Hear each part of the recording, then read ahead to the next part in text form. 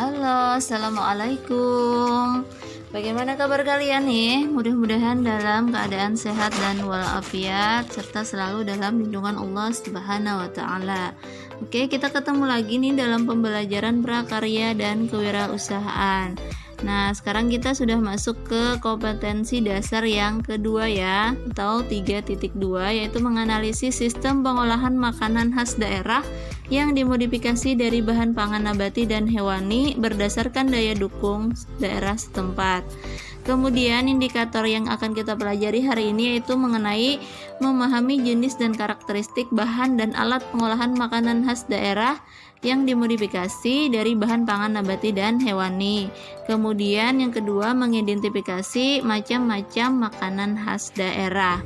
Nah, berdasarkan indikator tersebut, maka tujuan pembelajaran kita yaitu setelah melaksanakan proses pembelajaran, peserta didik diharapkan dapat memahami jenis dan karakteristik bahan dan alat pengolahan makanan khas daerah yang dimodifikasi dari bahan pangan nabati dan hewani. Yang kedua, diharapkan dapat mengidentifikasi macam-macam makanan khas daerah. Dengan apa? Dengan mengembangkan sikap religius, penuh tanggung jawab, peduli, responsif, jujur, santun, disiplin, dan mandiri yang berupa kreatif dan inovatif, serta dapat mensyukuri anugerah Tuhan Yang Maha Esa. Nah, baik, kita masuk ke materi yang pertama yaitu tentang bahan pangan. Apa sih itu bahan pangan? Ya, kita bahas dulu pengertiannya ya. Bahan pangan adalah sumber bahan makanan yang biasanya berasal dari tumbuhan dan hewan, yang mana bahan makanan itu bisa kita makan atau juga bisa kita konsumsi untuk dapat memenuhi kebutuhan nutrisi kita sebagai manusia. Oke, kita masuk ke komponennya, yaitu yang pertama jenis bahan pangan. Ada berapa sih jenis bahan pangan? Apa aja sih? Nah, dari pengertian tadi kalian pasti sudah bisa mengidentifikasi ya bahwa jenis bahan pangan itu terbagi menjadi dua. Yang pertama ada jenis bahan pangan berbahan nabati, kemudian ada bahan pangan hewani. Oke, kita bahas satu-satu. Yang pertama, bahan pangan nabati adalah bahan pangan nabati adalah bahan pangan yang bersumber dari tumbuhan. Jadi nabati itu nama lainnya dari tumbuhan ya. Nah, berapa macam sih nabati ini? Oke, ada dua ya, yang berasal dari buah-buahan, kemudian yang berasal dari sayur-sayuran. Oke, kita lanjut ke yang kedua, bahan pangan hewani. Apa itu bahan pangan hewani? Yaitu bahan pangan yang berasal dari hewan. Nah, jadi jelas ya, nabati tadi tumbuhan, sedangkan hewani itu hewan.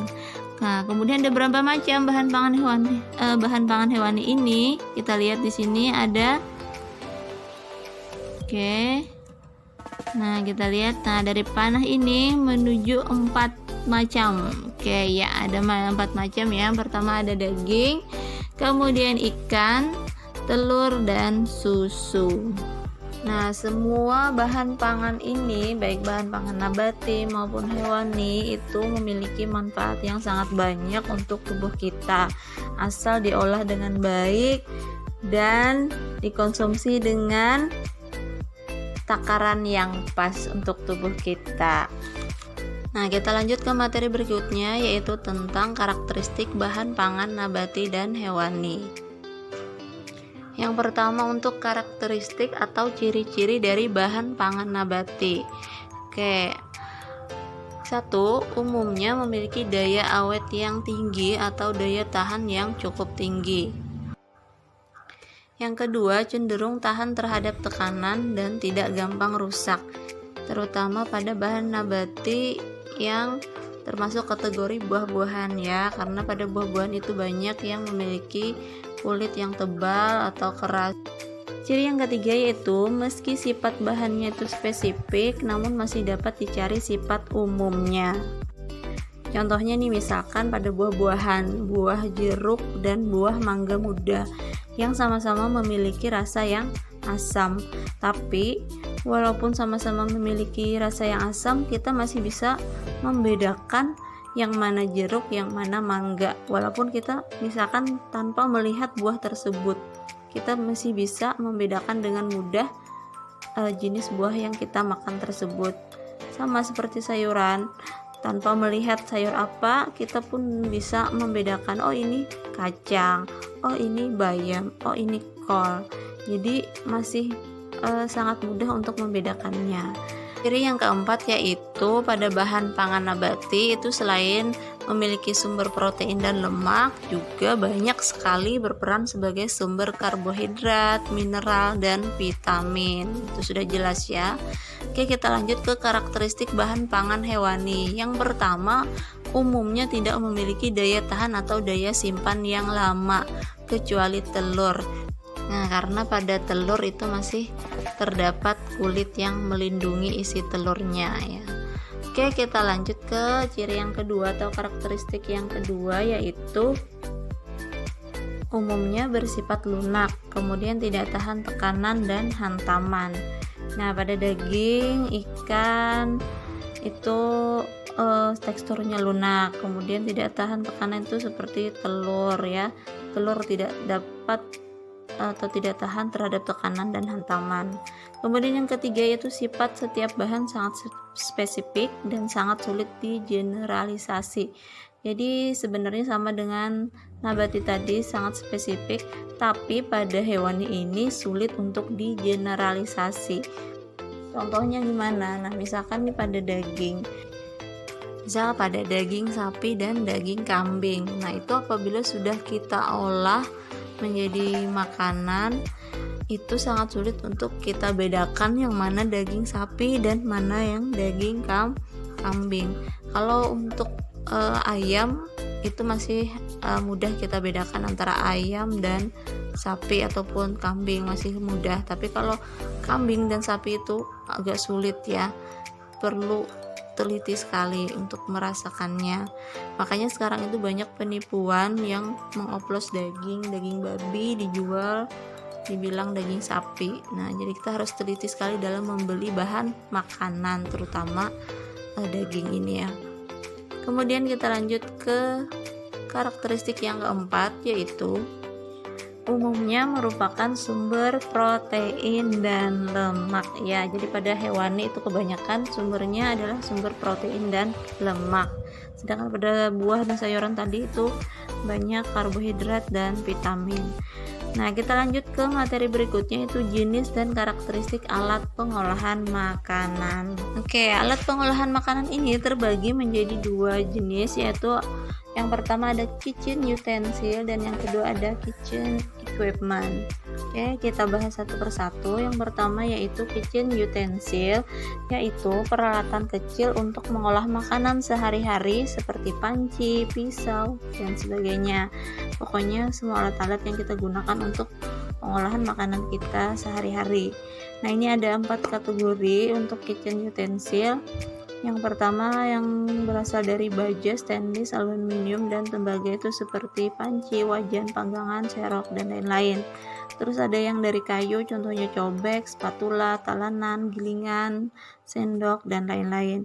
Ada juga yang dari karet, contohnya penjepit makanan, spatula, gelas ukur, kuas untuk mengoles mentega misalkan, terus ada cetakan batu es, dan lain-lain. Yang terakhir yang dari plastik atau melamin, itu contohnya piring, mangkok, gelas, sendok, dan lain-lain lagi. Karena banyak sekali ini ya, macam-macamnya sekarang sudah beraneka ragam sekali alat-alat yang terbuat dari bahan-bahan ini. Kita lanjut yang kedua yaitu kitchen equipment. Kitchen equipment yaitu peralatan besar yang digunakan untuk mengolah atau memasak dan menyimpan bahan-bahan makanan yang masih mentah ataupun sudah matang.